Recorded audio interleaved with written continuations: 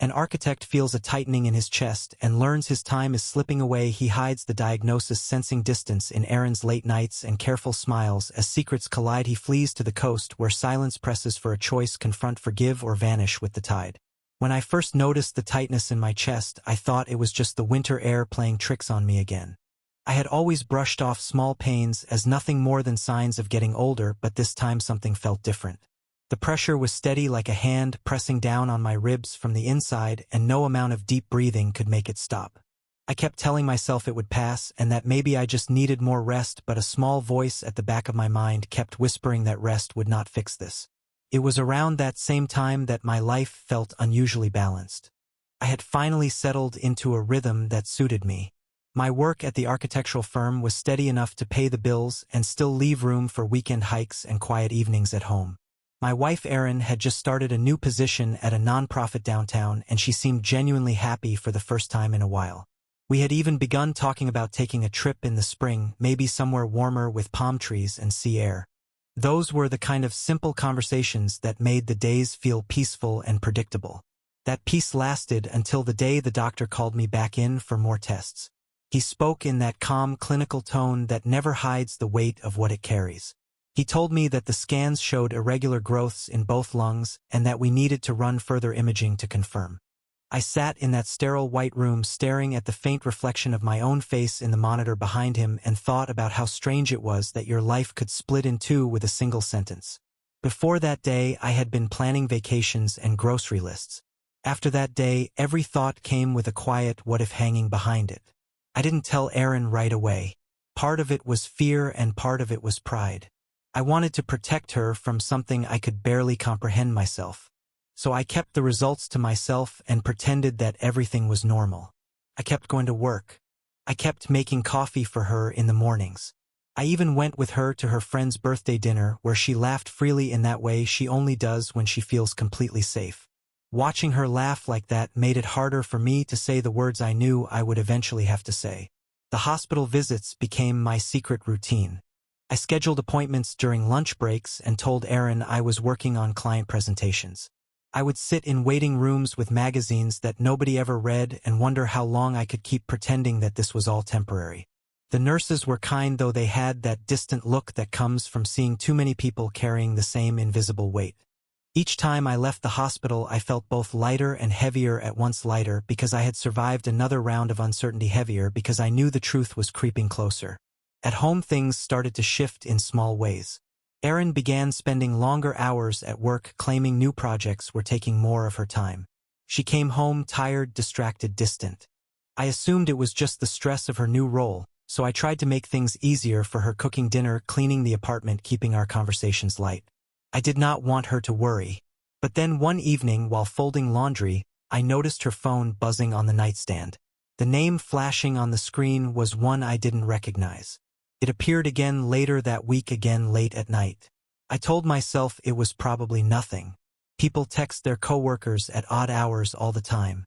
Yet the unease in my stomach felt different. It wasn't jealousy exactly, more like a sense that I was missing something important.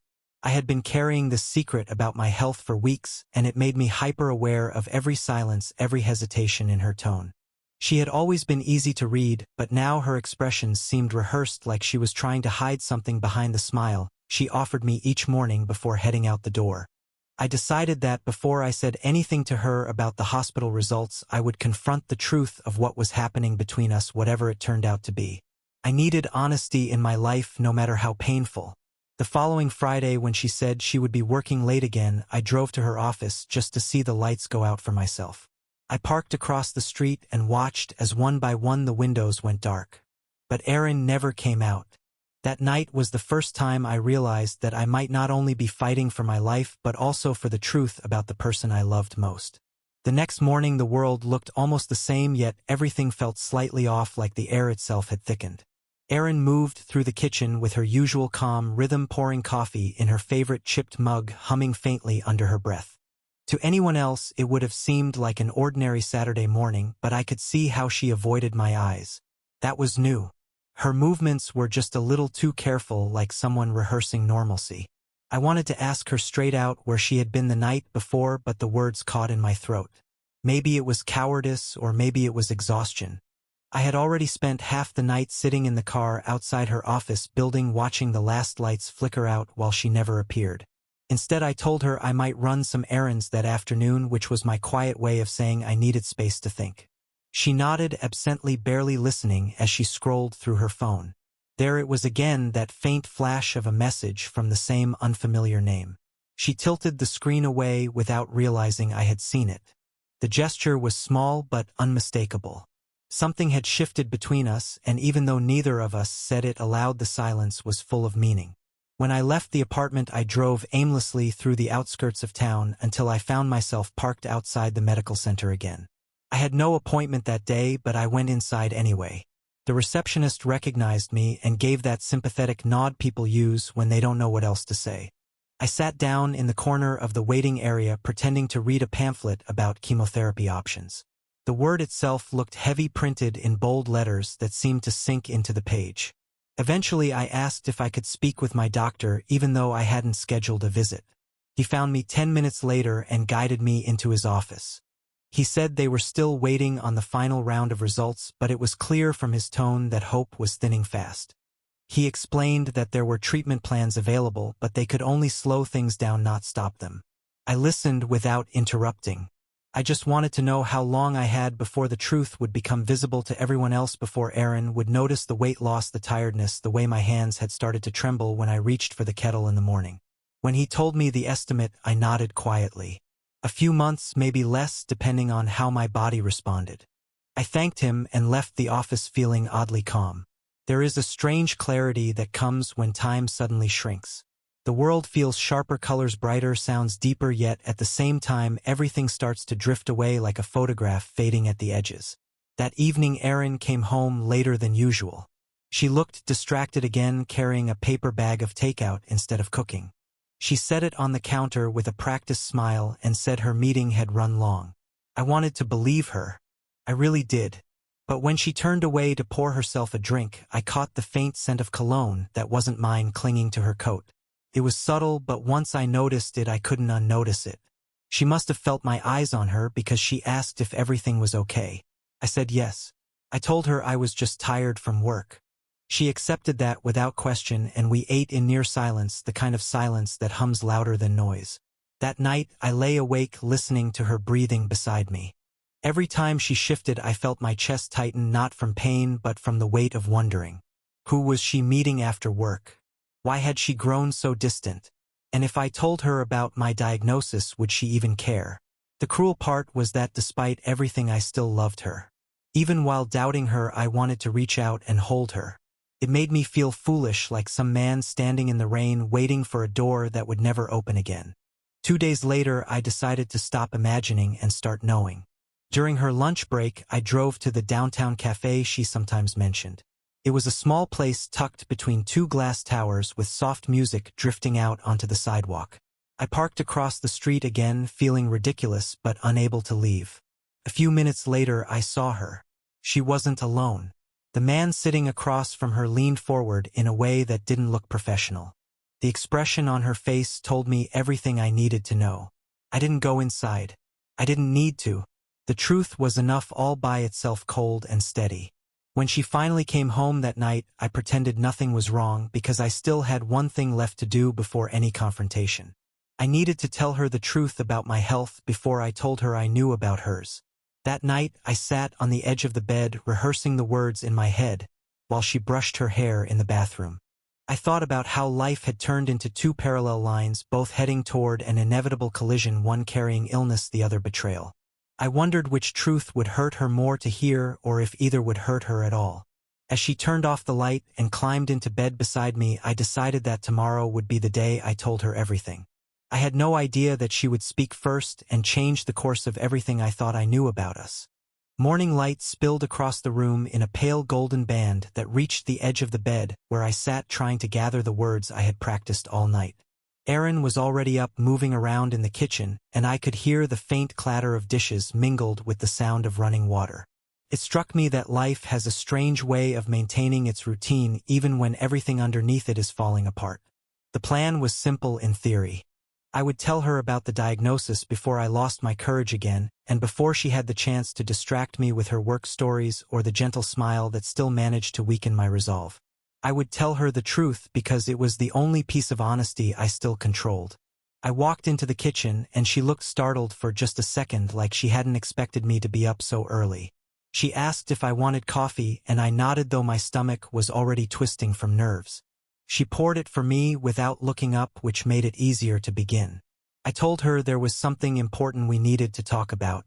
My voice sounded steady at first, but then it wavered a little as I said I had been feeling unwell and that I had seen a doctor. She froze for a second, holding the coffee pot midair before setting it down slowly.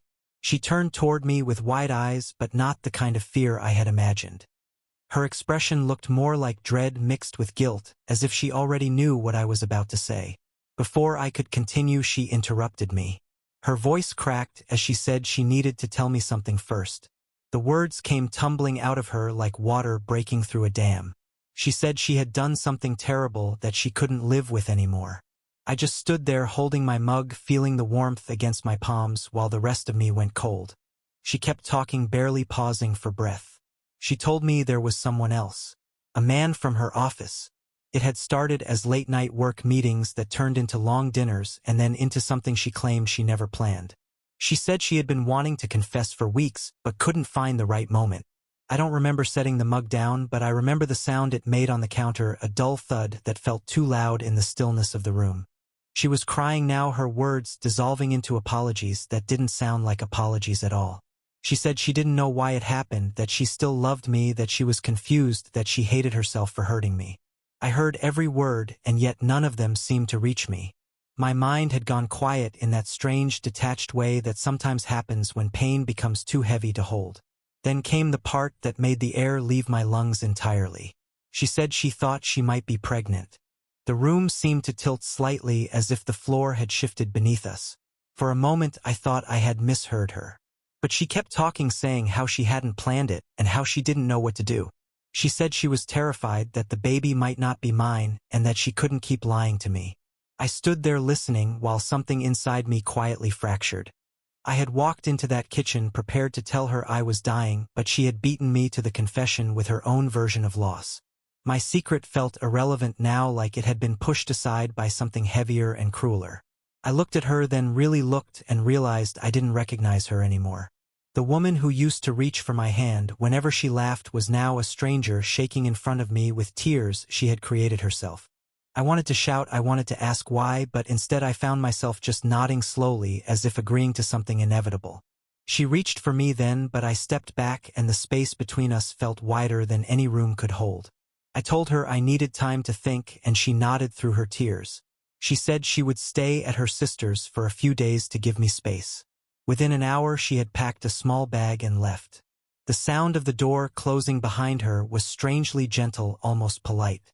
When she was gone, I sat back at the kitchen table, staring at the untouched coffee that had gone cold.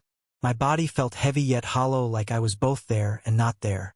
Outside, the world continued, as if nothing had changed, cars passing, birds calling, the usual noise of life going on without me. I realized that I didn't need to tell her about the cancer anymore. She had her own version of tragedy now, and somehow it felt cruel to add mine to the pile. That night I slept on the couch, though sleep is the wrong word for it. I drifted between waking and dreaming in a blur of memories. Erin laughing on our first trip together, Erin dancing barefoot in the living room on a rainy evening, Erin crying in the kitchen that morning. Each image played over and over like a film that refused to end. I kept thinking about the child that might not be mine and about the months I might not have left. Both thoughts circled each other endlessly until morning light returned. By the time dawn broke, I had made a decision. I would not tell her about the diagnosis, not yet, maybe not ever. What would be the point? She had already made her choice, and I had my own road to walk now. What mattered most was what I would do with the time that remained and how I would spend it free from lies, even if that meant walking alone. I had no idea that silence could become its own kind of truth, or that keeping it would change everything that came next. The days after Erin left moved in a kind of slow suspension where time stretched and folded on itself so that morning felt identical to evening, and the only difference between them was the color of the light across the living room wall. I went to work as usual, though work had started to lose meaning. The designs and deadlines that once filled my mind with purpose now looked like shapes without weight. My colleagues noticed something different in me, but no one dared to ask. People can sense when a subject carries too much gravity to touch. I appreciated their silence. At home, I tried to keep things orderly because routine was the one anchor I still had. I made coffee every morning even though I rarely drank it all. I kept the bed made though I never slept in it anymore. The couch had become my preferred place because it was neutral ground not touched by memories of laughter or betrayal. Each evening I opened the windows to let in the city noise, which somehow reminded me that life was continuing somewhere even if it wasn't here. One evening, while sorting through the mail, I noticed an envelope with the hospital's return address. I knew what it was before opening it, but I tore it open anyway because pretending didn't make anything easier.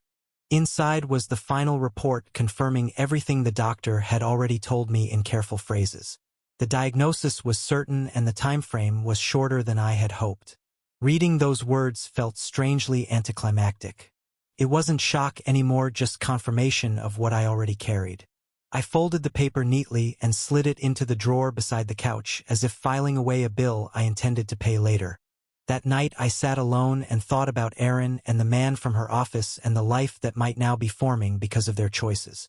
I wondered if she had told him yet, or if she was still deciding what version of the truth to present. I tried not to let bitterness take root, but it's difficult to keep your mind clean when pain keeps rewriting your thoughts. I didn't want to hate her because hate felt like a waste of the little time I had. So instead I tried to understand her, though understanding didn't mean forgiving. A few days later I received a call from her sister asking if she could come by to collect some of Erin's things. Her voice was awkward, polite, almost apologetic. I told her yes. When she arrived, she avoided looking at me for too long as she moved around the apartment gathering clothes and small items. Before she left, she stopped at the door and hesitated. She said quietly that Erin was not doing well and that she felt guilty for everything. I didn't respond. There are no words that can fill the empty space left by betrayal and regret. She nodded as if she understood and then left without another word. After she was gone, I walked through the apartment, noticing the gaps where Erin's belongings used to be. The missing picture frames on the shelf, the empty space on the dresser, the faint impression of her shoes by the door. The apartment felt bigger but colder, like a museum of what used to be. I realized then that I couldn't spend my remaining months surrounded by these reminders. I needed to see something new, even if only for a short time. The next morning I called the firm and told them I was taking an extended leave. My supervisor didn't ask why. He just said he hoped I would come back when I was ready. I doubted I ever would. I packed a small suitcase and drove toward the coast with no clear plan other than to see the ocean again. It had been years since I last visited, but I remembered how standing by the shore made everything feel less personal, as if the waves could absorb a portion of what hurt. When I arrived in the small seaside town, the air smelled of salt and pine. I found a modest inn overlooking the water and checked in under a false calm that almost convinced me I was just on vacation. The first night there, I walked along the beach until the sky turned violet and the tide erased my footprints. For the first time in weeks, I felt something close to peace. Not happiness exactly, but a kind of acceptance that the world was still beautiful even when it was breaking my heart. Over the next few days, I built a quiet rhythm.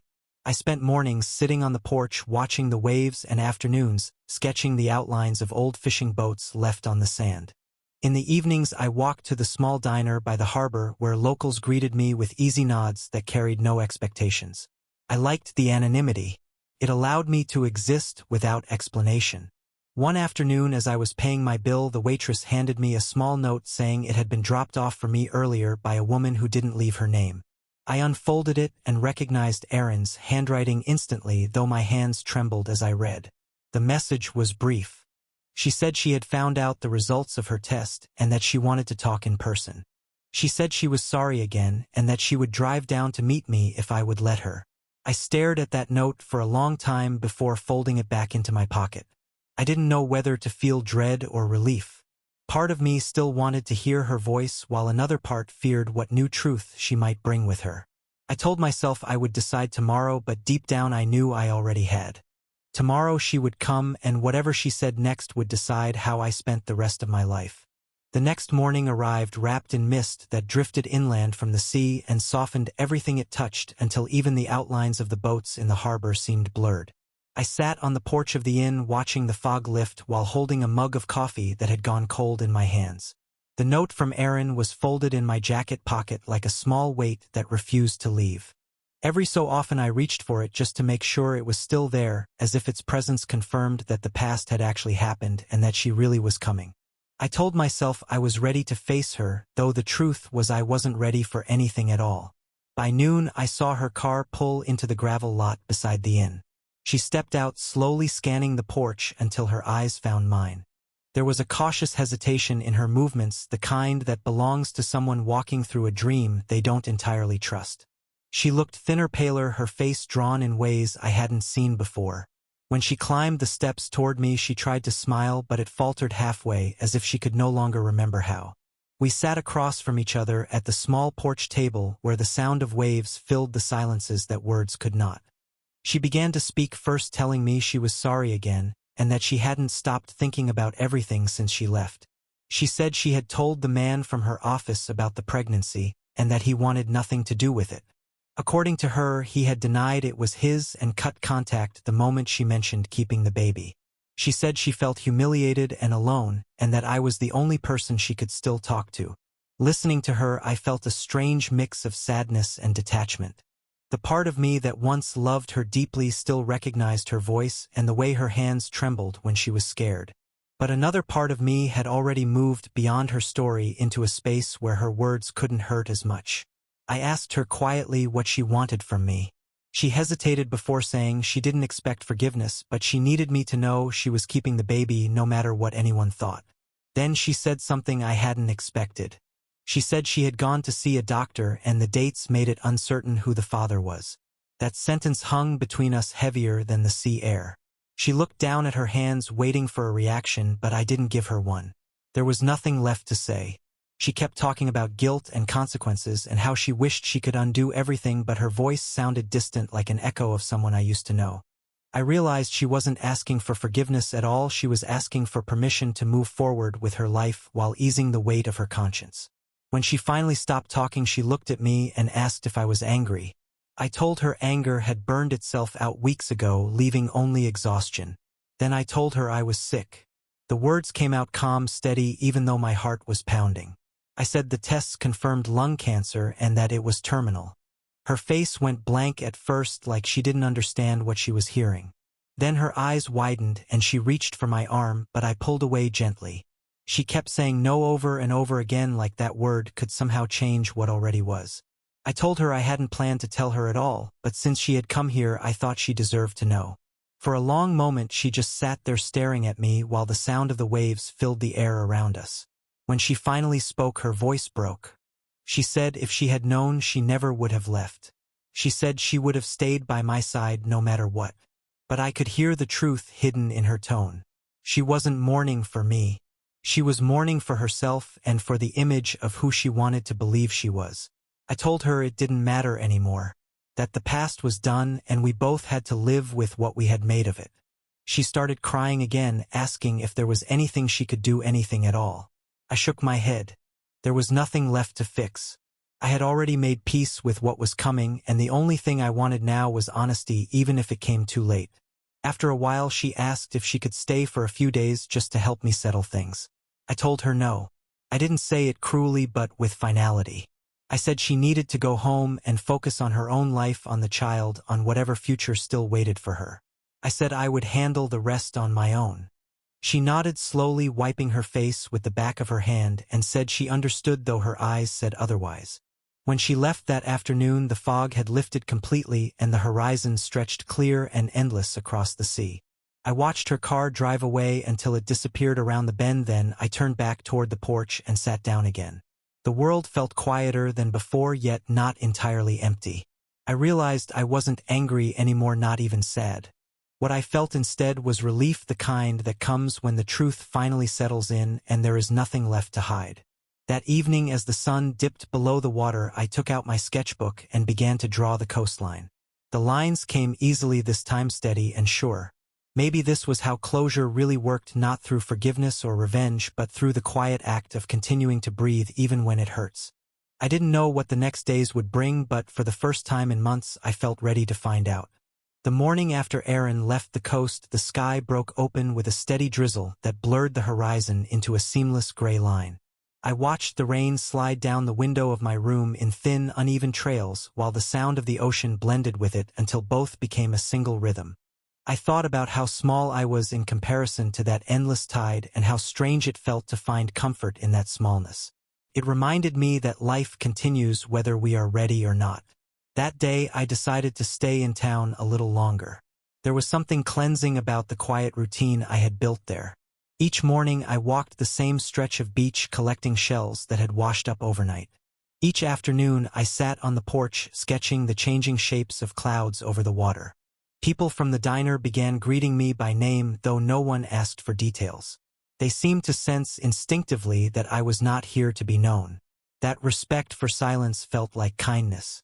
A week passed before I received another letter. This one came in a plain white envelope with my name written in careful handwriting that was unfamiliar. Inside was a short message from Erin's sister. She wrote that Erin had been hospitalized briefly due to complications and stress but was stable now. She added that Erin had asked her not to share details but wanted me to know she was sorry for how things ended between us. The letter ended with a simple wish that I find peace. I folded it and placed it with the first note. I didn't feel anger or relief this time, only a quiet understanding that some stories don't need a final conversation to close. That evening I walked farther down the beach than usual until I reached a weathered pier jutting into the sea.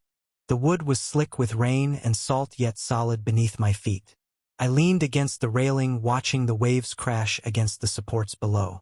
The water looked cold and merciless but also honest. It made me think about how much of life is built on the illusion of control. We plan and build and hope, yet in the end the tide decides what stays and what gets swept away. When I returned to the inn, the manager handed me a message saying someone from my firm had called asking if I would be open to consulting on a small project remotely. At first I wanted to decline, but then I realized work might help occupy the hours that stretched too wide. So I said yes. Over the next few weeks I spent mornings sketching designs from the small desk in my room, while the sound of gulls filled the background. It was simple, steady work that gave my hands purpose even as my body weakened. The symptoms had begun to grow more noticeable. Shortness of breath first, then fatigue that lingered like a shadow. Some mornings I woke with sharp pains along my side that faded only after long stillness. The doctor I visited at the local clinic confirmed what I already suspected. The disease was advancing faster than expected. He offered medication to manage the discomfort, but his tone told me the rest. I thanked him and told him that was enough. I didn't need promises, I just needed clarity. That night, as I sat on the porch again, I found myself thinking about Erin and the child she might soon bring into the world. The thought no longer carried bitterness. Instead, it felt oddly peaceful. Perhaps that was her path and mine was simply to step aside. Life is not symmetrical after all. It bends in ways we cannot measure, and maybe that is its quiet mercy. A few days later, I received another message, this time from my sister back home. She had spoken to my doctor after I gave her permission, and now she knew everything. Her voice over the phone was steady, though I could hear the strain beneath it. She said she would come visit soon and that Mom and Dad wanted to see me too. I told her I would like that, but not yet. I wanted them to remember me while I still looked like myself. She hesitated before agreeing. We ended the call with a long silence that said everything words couldn't. That evening I sat by the water again and realized something had shifted inside me. The anger that once defined my days had drained away completely, leaving behind something quieter and cleaner. Acceptance maybe, or simply fatigue. I thought about writing to Erin one last time but decided against it. Sometimes silence carries more truth than words. Instead, I opened my sketchbook and began drawing the outline of the pier against the fading sky. As the sun set, the horizon turned gold and violet, blending into the calm sea. I thought about how strange it was that the world could still look beautiful even when it knew nothing of my pain. And for the first time I felt grateful for that indifference, because it meant beauty didn't depend on me to exist. That night I fell asleep to the sound of rain again and dreamed not of Erin or of hospitals or of endings but of standing barefoot on the sand watching the tide pull everything clean. When I woke the next morning my chest hurt a little more than before but my mind felt light. I realized I was no longer waiting for anyone or anything. I had already found what I came here for. Tomorrow I would drive home and face whatever was left to face.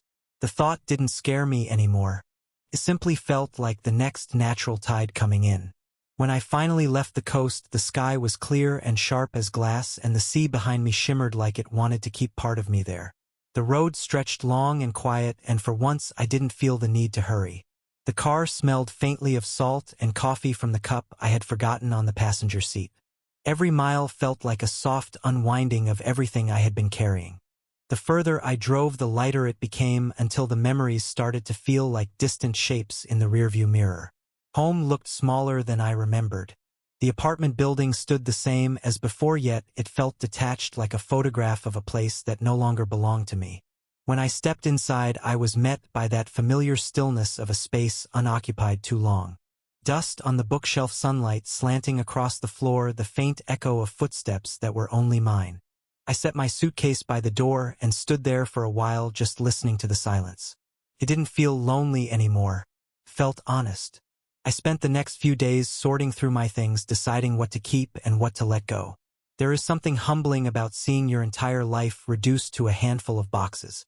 Old sketches, letters, photographs, even the small souvenirs Erin and I had collected on trips. I kept a few that still held warmth and gave the rest away. Each object felt lighter once released, as if memory itself could exhale. When my sister arrived a few days later, she looked at me for a long time before saying anything. I could see the fear in her eyes, though she tried to hide it behind small talk about traffic and weather. We spent the afternoon going through paperwork and organizing the medical forms the way practical people do when emotion threatens to take over. That evening she cooked dinner while I sat by the window watching the city lights flicker on one by one. She asked if I wanted to tell Mom and Dad in person or if she should do it for me. I told her she could tell them gently and that I would visit when I was ready. She nodded and didn't press further. Sometimes love is best shown through restraint. The days that followed were calm. I began walking to the park every morning just to feel the air on my face. My body was weaker now, but the rhythm of movement helped quiet my mind. I noticed things I had long ignored: the smell of rain on pavement, the way sunlight pooled on the leaves of the old oak near the fountain. It was strange to realize how many small, beautiful things had always been there waiting for my attention. Maybe that was what life had been trying to teach me all along. One afternoon I found an envelope slipped under my door. It was from Erin. Inside was a short letter and a small photograph of an ultrasound. She wrote that the baby was healthy and that she had decided to move closer to her parents for support. She didn't ask for forgiveness and she didn't mention love. She simply said she wished me peace and thanked me for the kindness I had shown her even when I had every reason not to. I placed the photo inside a drawer and whispered a quiet hope that the child would grow up kind and unburdened by the mistakes of those who came before. That felt like closure enough. As weeks passed, the sickness settled deeper, though it no longer frightened me. My world grew smaller but simpler too. Mornings meant light through the curtains and the hum of the city below. Afternoons meant resting with a book I rarely finished. Nights meant listening to the wind and thinking of the sea. I had stopped counting days. Instead, I measured time by the peace that had begun to fill the empty spaces inside me. One evening, as I sat on the balcony watching the sunset bleed across the sky, I realized that dying no longer felt like leaving. Felt like returning. Returning to stillness, to quiet, to the same vast rhythm I had heard in the ocean waves. I thought about how everything in life moves in circles, how love and loss and forgiveness all fold back into the same tide. For the first time, I wasn't afraid to be part of it. Before I went inside, I opened my sketchbook one last time and drew the horizon the way I remembered it from the coast. The lines were shaky but clear.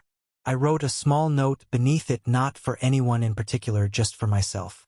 It said that sometimes peace isn't something we find, but something we stop running from. When I closed the book, I felt the faintest sense of completion, as if the story had come full circle. I knew that when the time came, my sister would find it and understand that I had already made my peace long before the end. That night the rain started again, soft and steady against the windows. I listened to it until I drifted into sleep, thinking how kind it sounded this time, not like sorrow but like forgiveness. And somewhere in that gentle sound I let the world fade, knowing that it would continue exactly as it should, and that was enough.